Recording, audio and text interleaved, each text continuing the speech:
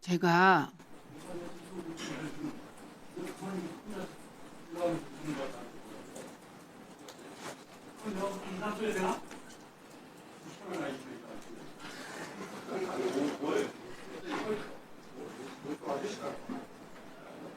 아니 당신이나 아저씨나 제가 보기에는 그게 그거라서요. 제가 왜 그냥 진행을 하려고 하냐면요. 이 자리가 인사청문회 자리이기 때문입니다. 그리고 저는 국회법에 따라 몇 번이나 피켓을 떼 주실 것을 요청드렸고 그에 따른 적법한 조치를 취했음을 말씀드립니다. 이준석 위원님 질의하십시오. 이상하게 이준석 위원님 앞에서만 이런 일이 생깁니다.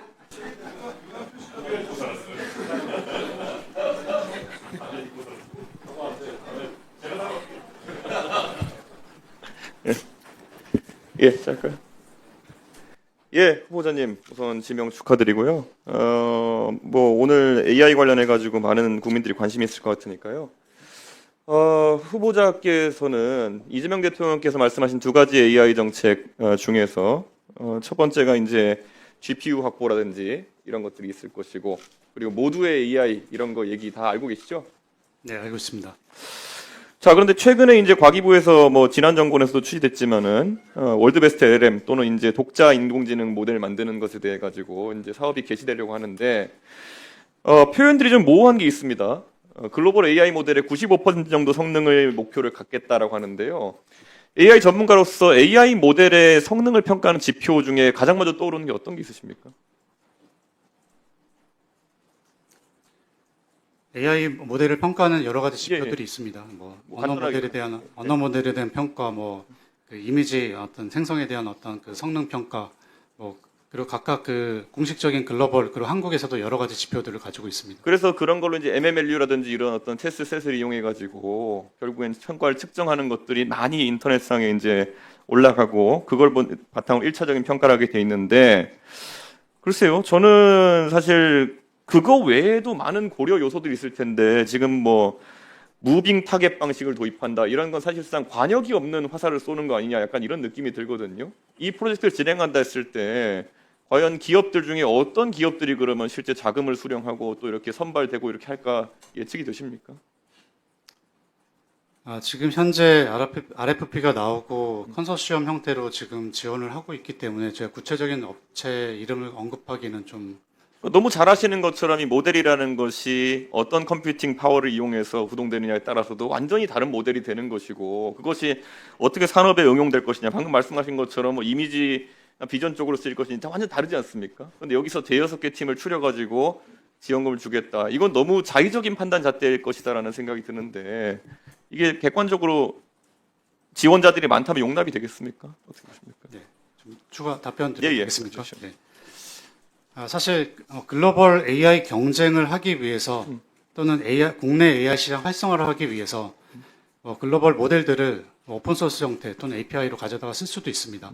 다만 한국에서 만든 AI 모델을 가지고 서비스를 만들고 산업 특화 모델을 만들고 우리가 그런 것들을 할 수 없으면은 사실은 우리가 뭐 안보 그리고 중요한 어떤 산업 영역에서 특화된 AI 모델을 만들기가 어렵습니다. 그래서 최소한의 한국형 AI 모델이 저는 필요하다고 생각합니다. 그러면 그 한국형 AI 모델이라는 것이 예를 들어서 지금 일반적으로 아파치나 MIT 라이선스 시스템 모델들이 있으면은 이걸 기반으로 위에 뭐 더 얹었을 때 갑자기 라이선스가 바뀐다고 해서 예전에 만들었던 모델이 사용 불가능하게 되는 건 아니지 않습니까?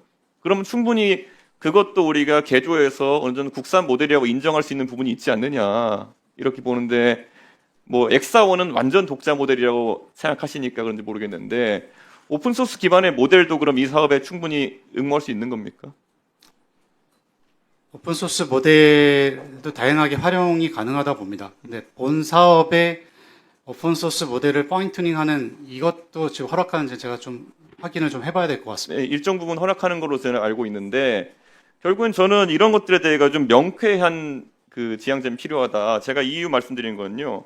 아까 이재명 대통령께서 모두의 AI 말씀하신 거 보면은 전 국민 보편 사용 AI를 어떻게든 이제 가능하게 하시겠다 이런 취지였어요. 근데 이것도 물론 그 안에는 뭐 선거 공약이다 보니까 모호한 점이 있지만 저는 대한민국의 전략이 이 둘 중에 하나 중에 뭔지를 봐야 된다 봅니다. 우리가 IT 사업을 보면 지금까지 한국에서 관주도로 시작했던 것들 중에 아니면 관급으로 개발된 상품들 보면요.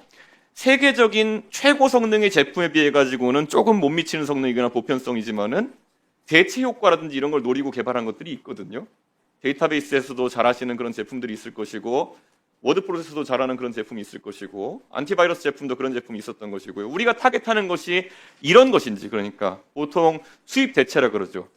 수입 대체한 걸 우리도 갖고 있어야 된다. 우리도 뭔가 있어야 된다는 그런 주장인지 아니면은 정말 이게 세계에 나가서 팔아먹을 수 있을 정도의 성능이 되어가지고 이런 거 우리가 육성해 보자는 건지 이 경계가 모호하긴 하지만 대한민국의 IT 프로젝트 상당수가 전자로 귀결된 이유가 뭐라고 보십니까? 말씀 주신 내용에서 첫 번째 부분부터 좀 말씀드리면 저는 월드베스트 LM의 목표는 세계 최고 수준의 도전을 해야 된다고 생각합니다. 그 정도 수준에 우리가 도전할 수 있는 AI 모델을 확보해야 우리가 어떻게 보면 G3 AI 강국에 도달할 수 있을 거라 보고 있고요. AI 시장에서의 AI 기술들과 응용은 굉장히 다양합니다. 그 모든 것들을 포용하면서 또는 또 우리만의 무기를 가져가는 전략이라고 말씀드리고 싶습니다. 그리고 저는 뭐 후보자께서 결국 LG 연구원 계실 때 개발했던 엑스원 모델이라는 것은 아직까지 B2C 모델은 출시가 안 된 것이죠. B2C로 출시하지 않았습니다. 그런데 일반적으로 AI 모델의 성능이 아주 뛰어나다고 자기들이 과시하기 위해서 최대한 많은 베타 유저를 확보하고 거기서 B2C 모델을 돌리는 기업들이 많은데 LG에서는 그런 판단을 하지 않았던 이유가 있는지. 왜냐하면 우리가 봤을 때 B2B와 B2C는 뭐 당연히 나갔을 때 들어오는 피드백의 양도 다를 것이고 어떤 제약점이 있었던 것일까요? 제가 이전 기업에 대해서 말씀드리기는 좀 곤란하나 간단하게 예, 말씀드리면 그냥 일단 내부의 그 사용 니즈가 굉장히 많았고요. 전자 분야, 화학 분야, 바이오 다양한 어떤 AI 기술을 산업 도메인에 적용하는데 활용하고 그 특화 모델을 만드는데 사실은 그 시간이 작게 걸리지 않습니다. 그런 모델을 만드는데 시간이 오래 걸렸고 또 B2C를 확장하는 어떤 선택보다는 오픈소스 모델로 공개를 통해서 생태계 확보하는 전략을 선택했었습니다. 자, 그럼 여기서 지금 우리가 GPU를 막 기업에게 이제 지원하겠다 이런 얘기가 나오고 있잖아요.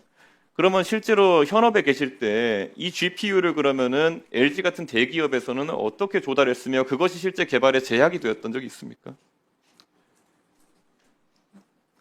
GPU 컴퓨팅 인프라 부분은 사실은 저희 그 대기업이라고 해도 많이 부족합니다. 그래서 클라우드나 이런 것들을 많이 쓰셨죠, 그때. 클라우드 기반으로 GPU를 사용했습니다. 근데 그런 모델이 지금 얘기되는 것이 아니라 지금 나오는 거 AI 컴퓨팅 센터 얘기 보면은 에어벤타로 쓰는 방식 이런 것들 얘기 나오는 것인데 클라우드로 하면 안 되는 이유가 있어요. AI 컴퓨팅 센터를 구축하고 이후에 어떤 클라우드 확산 전략이든 일단 지금 현재는 그런 어떤 기본적인 GPU조차 우리가 한국 내에 많이 없다는 게 더 문제인 것 같고요. 그래서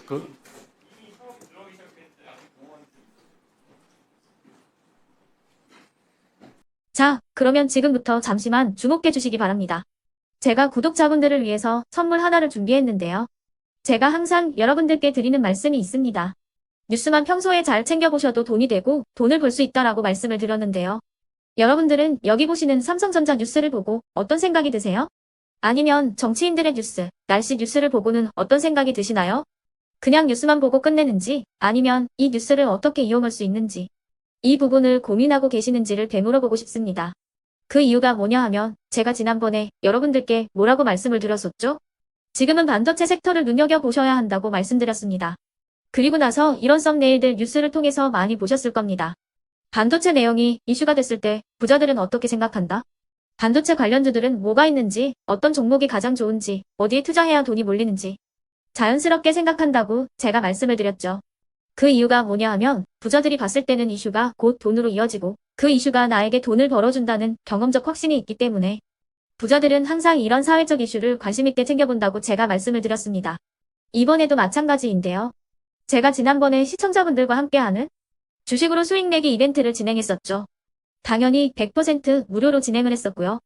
여기 보시면 아시겠지만 제가 지난번에도 구독이라고 보내주신 모든 시청자분들께 반도체 관련주 중에 가장 크게 급등할 딱 한 종목, 많은 종목도 아니라 한미 반도체 한 종목을 여러분들께 추천드렸어요.